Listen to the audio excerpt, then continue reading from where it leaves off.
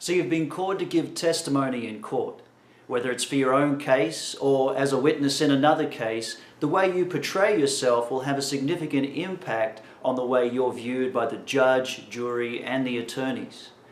Recently, I had the opportunity to interview a trial lawyer with 30 years of experience, Bruce Adelson, CEO of Federal Compliance, Inc., and a former senior attorney for the Justice Department. Let's see what he had to say. Great, fantastic. And what about for somebody who's being called as a witness? I mean, what are the lawyers looking to get out of that person? Well, of course, each lawyer representing each side in the case is looking for certain testimony, certain evidence to support his or her case, his or her cause. So the lawyer is looking for witnesses to be relaxed, of course, for witnesses to tell the truth, but also for witnesses to kind of exude a certain confidence that they know what they're talking about, that what they're testifying about is accurate, and that they have a full command of whatever facts they're being asked to discuss. So when you're sitting in that witness chair, after you raise your right hand and take an oath, try to be as confident and comfortable as possible, because that body language, that attitude will be very obvious to the judges, also very obvious to the lawyers, and if there's a jury, the jury will pay close attention to what that witness is saying. Totally open to interpretation, even misinterpretation, right? And that's a very good point. That, you know, if you think about all the cues that we all exhibit or all see in our daily lives, those are magnified in the courtroom because of what's at stake. So being open to interpretation, misinterpretation, and understanding the whys, wheres, and wherefores in a courtroom is absolutely essential. Appearing relaxed, confident, honest, and congruent in what we're saying are all indicators of truthfulness. They all show that a person is credible and trustworthy. And that's exactly how we want to appear in court. However, what's interesting is a Dr. David DeSteno of Northeastern University has found that there are 4 things that we can do with our bodies which will indicate to other people that we're not trustworthy. What are those 4 things and what can we do to avoid them?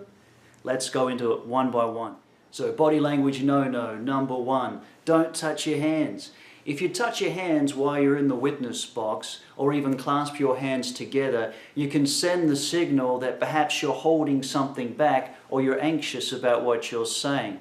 Now, while this isn't necessarily an indicator that you're being untruthful, it's how people perceive it to be that's the danger. Number 2, touching your face.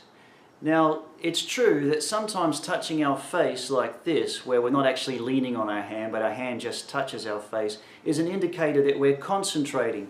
However, in court, if you've got to concentrate and you're not sharing what's going on in your head, then I might be tempted to think you're being deceptive. So it's best to keep the hands away from the face. Number 3, crossing your arms. Now, we've been told since we were young that when we cross our arms, essentially we're blocking ourselves off.